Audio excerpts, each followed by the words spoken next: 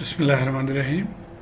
ये second video है maximum power transfer के बारे में, और इसमें हम वो सर्किट्स के साथ उन सर्किट्स के साथ डील करेंगे जिनमें डिपेंडेंट सोर्स है। तो आइए हम प्रैक्टिस प्रॉब्लम को पहले देखते हैं। प्रैक्टिस प्रॉब्लम 4.13, और ये सर्किट है आपके पास। यहाँ देखिए ये डिपेंडेंट सोर्स है, वोल्टेज सोर्स है, depending on this voltage Vx। अब यहाँ पे भी हमें determine the value of RL which will draw the maximum power from the rest of the circuit. तो ये मैक्स को मैक्सिमम करना है, और आपको याद होगा कि RThevenin जब RL के बराबर हो जाए तो वो मैक्सिमम पावर ट्रांसफ़र हो जाता है उसमें। तो हमने प्राइमरीली RThevenin मालूम करना है। दूसरी बात है कि कैलकुलेट दी मैक्सिमम पावर की जो वैल्यू है वो हमने कैलकुलेट करना है, और इसका भी फार्मूला आपको पिछले वीडियो से याद होना चाहिए कि 4 थेवेनिन वोल्टेज जो है उसके square divided by 4 into RThevenin। तो आइए हम प्रोसीड करते हैं। सबसे पहले एज यूजुअल हमने लोड को डिस्कनेक्ट कर देना है। उसके बाद इस पॉइंट पे जो वोल्टेज है उसको हम VThevenin कहते हैं। तो ये VThevenin वोल्टेज हमने मालूम करना है। हमने एक करंट फर्ज कर लिया, ये I करंट है इसमें से। अब एक आध चीज़ आपने ध्यान में रखनी है, चूँकि यहाँ पे ये सर्किट मुकम्मल नहीं है, देयरफॉर इस ब्रांच में कोई करंट फ्लो नहीं होगी। सिर्फ सर्किट में जो करंट है वो I करंट है। अब अगर इसमें कोई वोल्टेज ड्रॉप ही ना हो तो जो वोल्टेज यहाँ पे है वही वोल्टेज यहाँ पे, यानी VThevenin और ये वोल्टेज सेम होना चाहिए।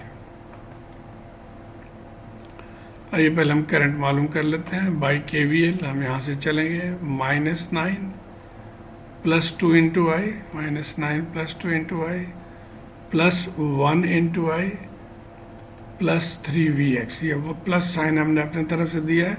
हमें ये पता है करंट कन्वेंशन के करंट जहाँ पे टच करे वो पॉइंट पहले टच करे वो पॉइंट पॉजिटिव होता है, बाद वाला नेगेटिव होता है। तो ये +1i आ गया, और ये वोल्टेज सोर्स जो है +3Vx। अब यहाँ पे Vx हमें पता है, Vx इज़ 2 इंटू आई। ये देखें ये current is going through this, तो जो यहाँ पे वोल्टेज ड्रॉप है वो 2 इंटू आई के बराबर है, और डायरेक्शन भी सेम है। हमारे इस करंट की वजह से यहाँ पे पॉजिटिव होगा, और Vx के भी पहले ही पॉजिटिव है, तो इसलिए हम इसको 2i लिखेंगे। यहाँ पे हमने 2i से रिप्लेस कर दिया, इन दोनों को ऐड कर लिया। तो अब यहाँ से हमें i की वैल्यू 1 एम्पेयर हमें मालूम हो गई यहाँ से वैल्यू। तो i 1 एम्पेयर हो गया। अब हमने VThevenin मालूम करना है। अब 2-3 तरीके हैं। एक तो आप डायरेक्ट यहाँ से इसके क्रॉस ड्रॉप को मालूम कर लें और इसके साथ ऐड कर लें, या आसान तरीका जो मैं हमेशा रिकमेंड करता हूँ वो है कि आप यहाँ पे KVL इक्वेशन लिख लें ताकि कोई गलती ना हो। तो आइए हम KVL इक्वेशन लिखते हैं। यहाँ पे देखिए, अब जब हम यहाँ से चलेंगे -3Vx, इसके क्रॉस जो ड्रॉप है वो -1i। अब चूँकि I2 0 है तो सिर्फ I होगा यहाँ पे, प्लस ये यहाँ पे वोल्टेज 0 है, चूँकि करंट 0 है तो हम उसको 0 लिख लिया, और प्लस VThevenin। अब यहाँ से इसमें हम Vx का भी हमें पता है 2i के बराबर है, I का हमें पता है 1 एम्पेयर है। तो ये तमाम वैल्यूज पुट करके हम यहाँ ये देखिए हमने Vx 2i लिख लिया, और उसके बाद हम I की वैल्यू पुट करेंगे।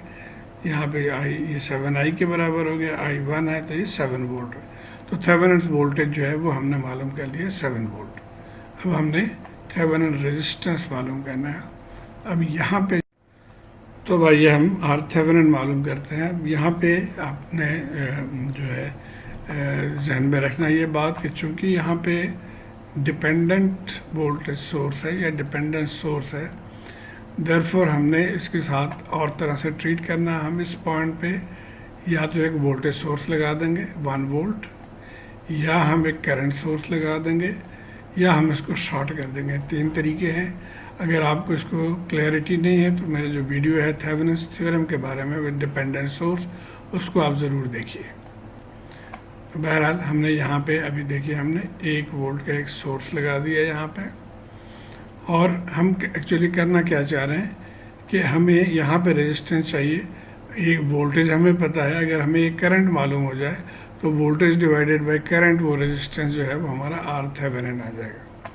तो इस करंट को मालूम करना है। चंद करंट डायरेक्शन हमने अपनी तरफ से फर्ज कर लिया। हाँ, ये जो डिपेंडेंट सोर्स है उसको आपने ज़ीरो कर देना है, और आपको पता है वोल्टेज सोर्स को हम शॉर्ट करके ज़ीरो करते हैं, तो हमने इसको शॉर्ट कर दिया। एक करंट हमने यहाँ पे फर्ज कर लिया, इसको I1 कहते हैं, इस करंट को हम I2 कहेंगे, और ये करंट I0 है। तो अब अगर हम यहाँ पे बाई नोडल एनालिसिस चले, हम यही है कि आर थेवेनिन मालूम करने के लिए हमें 1 वोल्ट पता है, अगर हमें करंट पता हो जाए तो हम इसको मालूम कर सकते हैं। तो हमने एक्चुअली I0 मालूम करना है। अब नोडल एनालिसिस देखिए, ये करंट एंटरिंग है, और ये करंट एंटरिंग है, और ये करंट लीविंग है। So I1 plus I0 is equal to I2।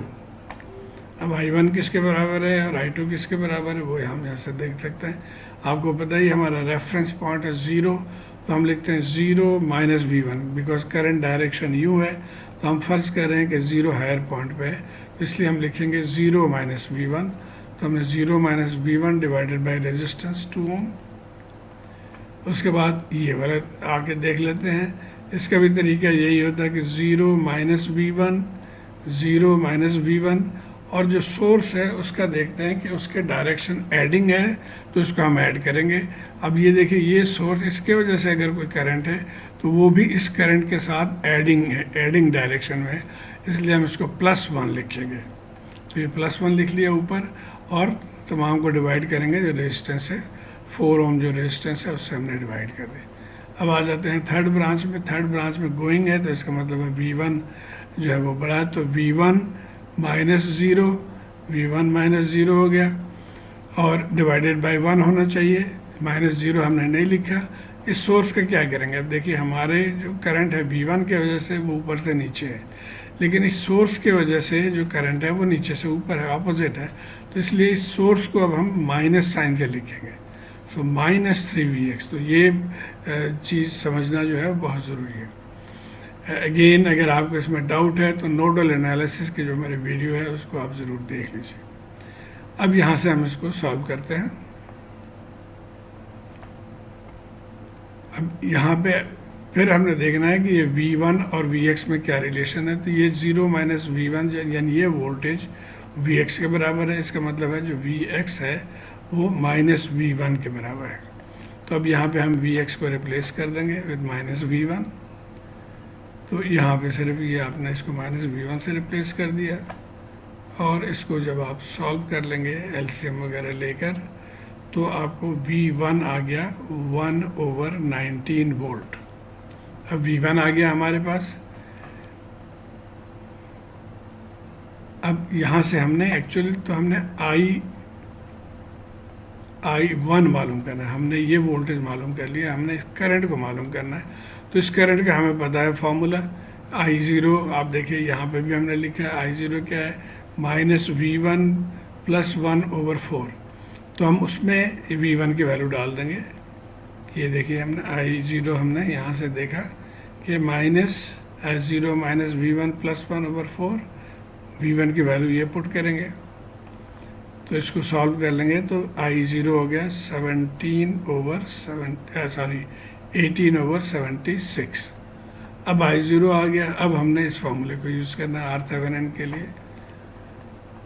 तो R Thevenin is 1 divided by I0, यानी 1 डिवाइडेड बाई I0 की जो वैल्यू है, तो ये आ गया। इसका मतलब है यहाँ से आर थेवेनिन 4.22 ओम्स आ गया।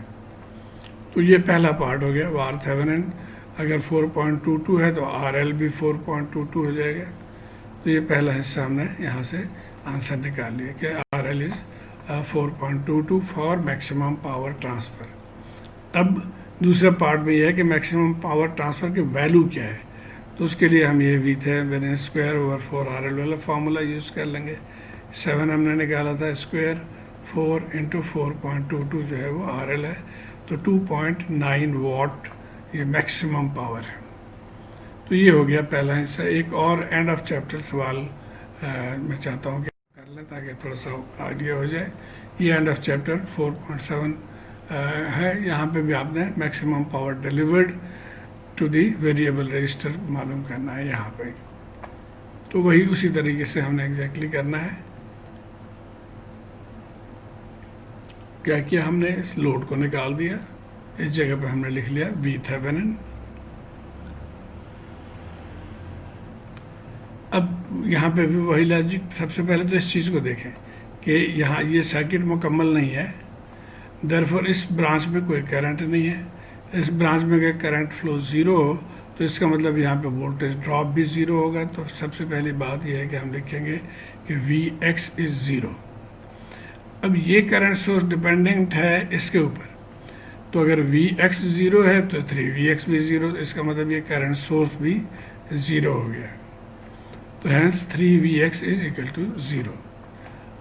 उसके बाद क्या आपने देखना है, ये V5 ये जो वोल्टेज है इसके क्रॉस, चूँकि अब करंट ज़ीरो है तो ये वोल्टेज भी ज़ीरो होगा, क्योंकि ये करंट इस लूप के लिए है, यहाँ पे तो करंट है ही नहीं। इसके वजह से यहाँ पे अगर कोई वैल्यू होता तो यहाँ पे वोल्टेज ड्रॉप हो जाता आपके लिए, लेकिन चूँकि ये भी ज़ीरो है तो ये V5 भी ज़ीरो है। अब क्या हुआ कि ये वोल्टेज ड्रॉप ज़ीरो हो गया, ये वोल्टेज ड्रॉप भी ज़ीरो हो गया, तो वी थेवेनिन किसके बराबर हो जाएगा, ये जो V15 वोल्ट है उसके बराबर हो जाएगा। और V15 आप यहाँ से निकाल सकते हैं बाई VDR वोल्टेज डिवीजन। तो आइए V15 को निकालते हैं। हाँ, ये वही कह रहा है कि V Thevenin is equal to V15, और V15 होगा total voltage divided by total resistance multiply by this arm 15, तो 3 वोल्ट आ गया आपका थेवेनिन वोल्टेज। तो ये तो कंपैरेटिवली आसान था। अब हम आ जाते हैं आर थेवेनिन की तरफ। अब हमने आर थेवेनिन मालूम करना है। ये हमारे पास हमने सर्किट जिस पे हमने वी थेवेनिन निकाला, इसी को लेके चलेंगे हम। और जैसे पिछले वाले सवाल के लिए हमने देखा था कि अगर डिपेंडेंट सोर्स हो तो आप यहाँ पे या तो एक वोल्टेज सोर्स लगाएं या करंट सोर्स लगाएं या इसको शॉर्ट सर्किट करें। तो पिछले वाले में मैंने वोल्टेज सोर्स लिया था 1 वोल्ट। अब यहाँ पे just to give an idea मैं एक करंट सोर्स ले लेता हूँ 1 एम्पेयर का।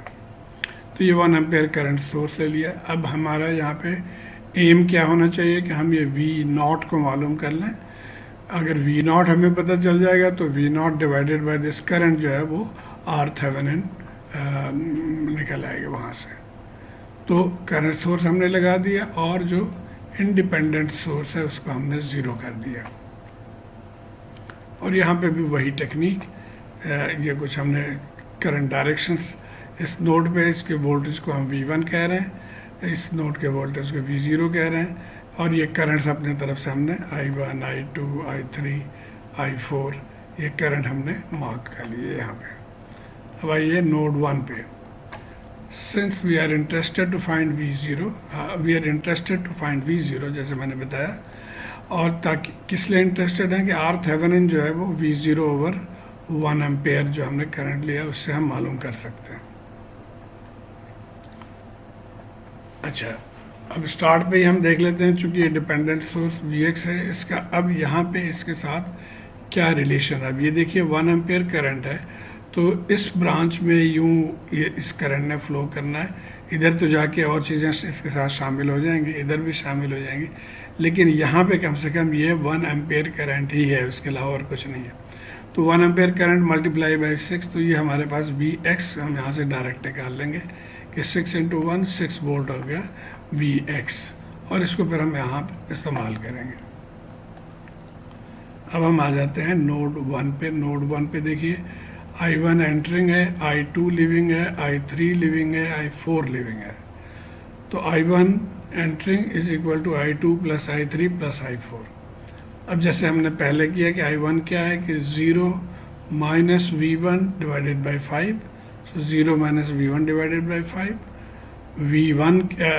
I2 क्या है, V1 डिवाइडेड बाई 15। I3 क्या है, V1 minus V0 divided by 5, V1 minus V0 divided by 5। और यहाँ पे चूँकि ये करंट है तो हम इसकी वैल्यू इसी तरह ही लिख लेंगे 3Vx, तो हमने 3Vx लिख लिया। अब इसमें हम Vx की वैल्यू पुट कर देंगे, तो ये Vx की वैल्यू हमने पुट कर दिया है 3 × 6, और इसको फिर आप एलसीएम वगैरह लेके सिंप्लीफाई कर लेंगे तो ये हमारा पहला इक्वेशन आ गया। अब हम आ जाते हैं नोड नंबर 2 पे। नोड नंबर 2 पे भी देखिए ये करंट एंटरिंग है, ये करंट एंटरिंग है और ये भी एंटरिंग है। So all three are entering. So I3 plus I4 plus 1 is equal to 0। और I3 हमने निकाला था यहाँ पे, ये वही चीज़ है जो हमने यहाँ पे निकाला था, V1 minus V0 over 5, V1 minus V0 over 5। I4 is 3Vx और ये 1 है। Vx की वैल्यू अब यहाँ पे भी हम पुट कर देंगे, तो 3 इंटू 6 सॉल्व करके ये हमारा सेकेंड इक्वेशन आ गया। अब इन दोनों इक्वेशंस को हम सॉल्व करेंगे। तो ये दो इक्वेशंस हमारे पास थे। अब इसको आप जिस तरह से चाहें सॉल्व कर लें। ये सर्किट है। एक तरीका ये है कि आप यहाँ से V1 की वैल्यू निकाल के इसमें डाल दें। दूसरा ये भी हो सकता है कि आप इसको एलिमिनेट कर लें। मैंने ये किया कि ये वैल्यू यहाँ पे डाल दिया, तो ये आ गया यहाँ से सॉल्व करके, और यहाँ से हमें V0 निकल आया। V0 is 98.75। अब में से जो सोल्यूशन मैनुअल को फॉलो करते हैं, मेरे ख्याल में सोल्यूशन मैनुअल में एक गलती है, और वो ये है कि उसने यहाँ पे जो सोर्स है उसको उसने ज़ीरो नहीं किया, इसलिए मेरा आंसर उससे फ़र्क है। एक्चुअली इसको ज़ीरो होना चाहिए। तो बहरहाल V0 आ गया 98.75। अब हमने यहाँ से आराम से RThevenin निकाल सकते हैं, V0 ओवर 1, तो ये 98.75 ओम आ गया। अब इस पावर निकाल लेते हैं, VThevenin square over 4 RThevenin। VThevenin हमने 3 निकाला था, 3 वोल्ट, तो ये 9 हो गया। 9 डिवाइडेड बाई 4 इंटू 98.75, तो ये आंसर आ गया 22.78 मिली वॉट। तो उम्मीद है आप समझ गए होंगे कि डिपेंडेंट सोर्स के साथ भी आप आसानी से पावर के सवाल को सॉल्व कर सकते हैं। शुक्रिया।